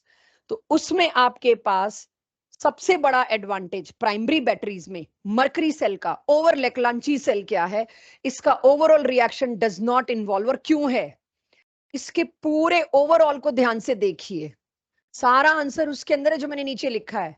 इस पूरे ओवरऑल में कहीं कोई सोल्यूशन या कोई आयन इन्वॉल्व नहीं है, कोई इलेक्ट्रोलाइट इन्वॉल्व नहीं है जो कम होगा। इसके ओवरऑल रिएक्शन में there is no ion in solution जिसकी कॉन्सेंट्रेशन चेंज हो सके ड्यूरिंग रिएक्शन। खत्म ही होगा सीधा जो कुछ भी होगा। तो क्योंकि कॉन्सेंट्रेशन का भी फ्लक्चुएशन ही नहीं होना, इसीलिए पोटेंशियल का भी कोई फ्लक्चुएशन नहीं होना, इसीलिए हियरिंग एड्स में इसका इस्तेमाल किया जाना, प्लस इसकी वोल्टेज का कांस्टेंट होना सिंगल लाइन रीजन है। इस पे आप बहुत डिटेल में नहीं जा पाएंगे, ये प्योर क्रैमिंग का पार्ट है, बहुत प्लेन हिस्सा है। जितना बताया जाए कोशिश करिए उतना ही याद करिए, इसके डीप उसमें आप जा नहीं सकते। ये चीजें जो आपकी टेक्स्ट में है ना और रियल में बहुत आगे बढ़ चुकी हैं। बहुत गैप है रियल में जो मर्करी सेल और आपको पढ़ाया जा रहा है जो मर्करी सेल, बहुत गैप आ चुका है उसके अंदर, इसीलिए मैं उसके बहुत ज्यादा आपको आंसर्स नहीं दे पाऊंगी। इन दोनों सेल्स में सबसे बड़ी समस्या क्या है, यूज तो एक ही बार होना है। आपका सिलेबस दो बैटरी सजेस्ट करता है आपको करनी है, एक तो जो डिजिटल कैमरास की बैटरियां पढ़िएगा उसके ऊपर, वो कौन सी है, निकल कैडमियम। जो भी डिजिटल कैमरा में चार्जेबल सेल, या मैं अपने माइक की बात करूं जो चार्जेबल सेल है उसके ऊपर लिखा होता है निकल कैडमियम सेल्स। एक तो आपका सिलेबस ये बताता है आपको करना है, और दूसरा आपका सिलेबस बताता है इन्वर्टर या कार या जो भी ऑटोमोबाइल में बैटरी लगती है वो, और उसके ऊपर रिलेटेड क्वेश्चंस। तो सेकेंडरी बैटरी क्या है, जिनको आप बार बार चार्ज करके यूज कर सकते हैं, कई बार यूज कर सकते हैं, जो हैवी मेंटेनेंस भी डिमांड करती हैं। तो उसमें आपका सिलेबस के हिसाब से मैं निकल कैडमियम आज नहीं करा रही, आज मैं आपको लेड स्टोरेज बैटरी करा रही हूँ which is used in your inverter. आपने देखी तो होगी एटलीस्ट, बहुत सारी कैप्स होती हैं उसके ऊपर। जब उसको मेंटेन करते हैं, सर्विस करते हैं, तो शायद सारी कैप्स खोलते हैं, उसके अंदर सबसे पहले बैटरी वाटर डालते हैं। वो जो कैप्स हैं वो अलग अलग कंपार्टमेंट्स हैं, हर कंपार्टमेंट एक सेल है, बहुत सारे सेल को इकट्ठा कर दो तो बन जाती है बैटरी। तो वो जितनी बड़ी बैटरी है, हैवी लोड वाली बैटरी है, उतने ही उसके अंदर वो कंपार्टमेंट्स बढ़ते जाएंगे, छोटे छोटे छोटे सेल्स मिला के इकट्ठा करके एक बड़ी बैटरी दे दी आपको। ठीक है, तो आप देखिए जितने भी ऐसे छोटे छोटे इक्विपमेंट आते हैं, जैसे आप चार्जेबल फैंस आते हैं छोटे छोटे, उसमें भी जो बैटरी लगी है वो हल्की और छोटी बैटरी है तो उसकी लाइफ कम होगी। गाड़ी की बैटरी हैवी है तो उसकी लाइफ ज्यादा होगी। तो वो बैटरी की साइज के हिसाब से, वजन के हिसाब से उसकी पोटेंशियल आप उससे विड्रॉ करते हैं कितनी देर के लिए। तो ये एक लास्ट, आज आप रिएक्शन समझ के जाइए, रट के तो आप खैर जब टेस्ट होगा उसी से पहले रटेंगे। एनोड किसकी बनाई जाती है, लेड की, जिसके नाम पे लेड स्टोरेज बैटरी है, बहुत बड़ी बैटरी है। जितने पावर प्लांट्स, हॉस्पिटल्स, जितना उनका आईसीयू का सेक्शन, सारा का सारा पावर प्लांट्स, कहाँ कहाँ जितनी भी असेंशियल सर्विसेज हैं, जैसे कि आप देखिए लाइट चाहे चली जाती है लेकिन कुछ चीजें कभी नहीं बंद होती, जैसे मोबाइल सिग्नल्स हैं, राइट? आपके मोबाइल फोन पे सिग्नल आना बंद नहीं होता। तो जितना भी एक्सचेंज, टेलीफोन एक्सचेंजेस हैं, उनमें अगर कभी आप विजिट करें तो ग्राउंड फ्लोर पूरा सिर्फ बैटरी रूम होता है, सिर्फ बैटरी रूम होता है। पूरा ग्राउंड फ्लोर एक बिल्डिंग का बैटरी रूम है कि लाइट चली जाए तो हम 24 घंटा सरवाइव कर सकें, क्योंकि लाइट जाने पे बाकी सर्विसेज कभी नहीं बंद होती। तो आप ये देखिए हर बड़ी सर्विस में, हर इंडस्ट्री में जो हैवी बैटरीज होती हैं वो सारी की सारी इसकी वजह से है। ये वहां पे यही मेन इस्तेमाल है, यानी कि आपकी नॉर्मल लाइफ चल रही है उसमें इस बैटरी का बहुत बड़ा रोल है। तो जितने भी आप हॉस्पिटल्स या मल्टी स्टोरेड बिल्डिंग देखें तो उनमें एक फ्लोर सिर्फ बैटरी रूम होता है इमरजेंसी के लिए, खासकर हॉस्पिटल्स में। सो एनोड उसमें किसकी बनी होती है, लेड की। पतली पतली प्लेट्स होती हैं, ग्रिड्स होती हैं एनोड की उन बॉक्सेस के अंदर। कभी आप किसी बैटरी को खोल के देख, कहीं मिल रहा हो मौका तो जरूर देखिए कि अंदर है क्या, उसके कहाँ प्लेट्स लगी हैं. It will be a very good information for you. हालांकि हमारे पास इमेज होगी. ये देखिए हर कंपार्टमेंट में कितनी लेयर्स हैं. हर कंपार्टमेंट के अंदर बहुत सारी लेयर्स हैं, बहुत सारी एनोड्स हैं. तो ये बहुत सारी बैटरीज, बहुत सारे सेल्स का कॉम्बिनेशन है. तो खैर अभी मैं पहले आपको थोड़ा सा बता लूं, उसके बाद उस डायग्राम पे लौटूंगी. एनोड किससे बनती है? लेड से. कैथोड किससे बन रही है? बहुत सारी ग्रिड. ग्रिड मतलब पूरा एक नेटवर्क. बहुत सारी ग्रिड लेड की, packed with lead oxide. Lead के ऊपर बहुत सारा लेड ऑक्साइड भी पैक कर दिया. ग्रिड मतलब एक जाली सी समझ लीजिए हमने बनाई लेड की, और उसके अंदर क्या भर दिया? बहुत सारा लेड ऑक्साइड. ऐसी बहुत सारी कैथोड तैयार करी और एनोड तैयार करी. इलेक्ट्रोलाइट सॉल्यूशन, ये एसिड डाला गया जिसकी वजह से मार्बल पे कोरोजन आपको दिखता है. मार्बल जिस भी फर्श पे आप रखते हैं वो फर्श रफ क्यों हो जाता है, येलोइश क्यों हो जाता है? क्योंकि इस बैटरी के अंदर एसिड डाला जाता है 38% H2SO4. ये उसका इलेक्ट्रोलाइट है. आप जानते हैं इसका होने कुछ नहीं वाला.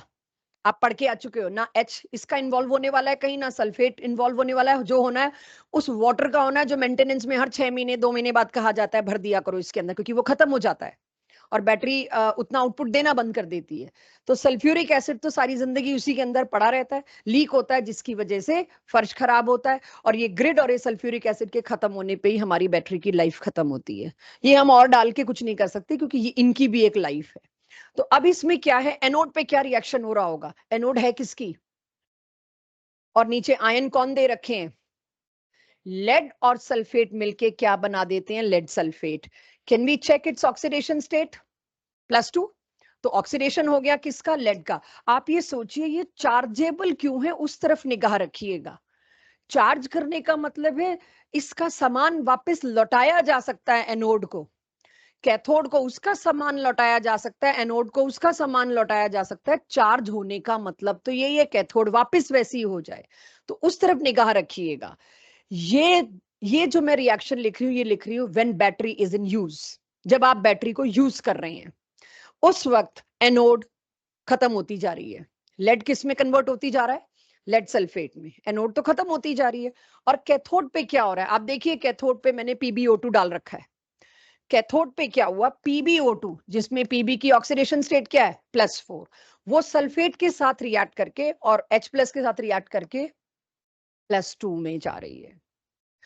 तो कैथोड पे +4 से +2 हो रहा है, एनोड पे 0 से +2 हो रहा है. This is while battery is in use. जब बैटरी का इस्तेमाल हो रहा है. ओवरऑल रिएक्शन कोई मुझसे पूछे तो देखिए जरा एक बार ध्यान दीजिए. Pb PbO2 दोनों एक ही चीज में कन्वर्ट हो रहे हैं. PbSO4, that is the key. दोनों एक ही चीज में कन्वर्ट हो रहे हैं. ये when battery is in use, या कह लीजिए जब आप बैटरी को इस्तेमाल कर रहे हैं मतलब आप उसको डिस्चार्ज कर रहे हैं. तो डिस्चार्ज करते वक्त तो ये हो रहा है. रिएक्शन देख लीजिएगा. अब जब मेरी बैटरी डिस्चार्ज हो गई, या इन्वर्टर बैटरी समझ लीजिए, या गाड़ी की बात आप करिए. गाड़ी में बैटरी कब यूज होती है? बस जब आप स्पार्क करते हो, या रुकी हुई गाड़ी में आपने लाइट जलानी है, कुछ भी ऐसा काम करना है बैटरी की, तो तब आप इस्तेमाल कर रहे हो. और बैटरी चार्ज कब होती है गाड़ी की? जब गाड़ी चल रही है, राइट. और इन्वर्टर की बैटरी कब चार्ज हो रही है? जब लाइट आ गई तो वो अपने आप चार्ज होगा. चार्जिंग के दौरान ये रिएक्शन उल्टे हो जाते हैं. Anode becomes cathode, cathode becomes anode. How? Let's see. Charging के दौरान रिएक्शन रिवर्स हो जाता है, क्योंकि लेड सल्फेट एक ही चीज बन रही है दोनों से. तो यहां ये मेरे पास एक एडवांटेज है. कैथोड पे भी लेड सल्फेट बन रहा है. ओवरऑल रिएक्शन में अगर आप देखें, ओवरऑल रिएक्शन में मेरे को दोनों ही जगह से लेड सल्फेट है. There is a common fact in both of them, point of attachment in both of them. तो इसीलिए उसको रिवर्स किया जा सकता है. रिवर्स मतलब अब मैं रिवर्स डायरेक्शन से एक्सटर्नली वोल्टेज दे रही हूं. जो चैप्टर की शुरुआत में हमने देखा था, एक सेल को उल्टी डायरेक्शन से आप लाइट देनी शुरू कर दो, इलेक्ट्रिसिटी देनी शुरू कर दो, तो वो रिएक्शन उल्टा कर देता है. अब मैंने वही किया. मैंने इसको जब चार्ज करना चाहा, रिएक्शन हो गया उल्टा. एनोड पे पहले लेड सल्फेट में जा रहा था, अब लेड सल्फेट लेड में जा रहा है। कैथोड पे पहले क्या हो रहा था, PbO2 का +4 PbSO4 में कन्वर्ट हो रहा था, अब मैंने उसको उल्टा कर दिया। ये आपको रटना है कि कैथोड पे अब क्या रिएक्शन है वाइल चार्जिंग, और कैथोड पे तब क्या रिएक्शन था वाइल डिस्चार्जिंग। तो ये लेड स्टोरेज बैटरी है। दिखने में मैं आपको दिखा सकती हूँ डायग्राम में ही कि किस तरह से ये लगभग ऐसी ही दिखने में होती है। बहुत सारी जो कैप्स होती हैं वो ये होती हैं, और इसके अंदर जो कंपार्टमेंट्स बनी है उसमें हमें हमेशा डिस्टिल वाटर या बैटरी वाटर डालते रहना पड़ता है। लाइफ इसकी मतलब ये बहुत हैवी बैटरीज हैं, बहुत हैवी इंडस्ट्री इस पे डिपेंड कर सकती है। It is so reliable source of environmental pollution a lot. Heavy metal है इसके अंदर, लेड जब फेंका जाता है इसके अंदर बहुत सारे हैवी मेटल, एसिड, इतना कुछ है कि ये बहुत बड़ा थ्रेट है एनवायरमेंट को। तो अगली बैटरी जो अगली क्लास में पढ़ेंगे हम, सबसे बढ़िया nature friendly environmental friendly rocket batteries.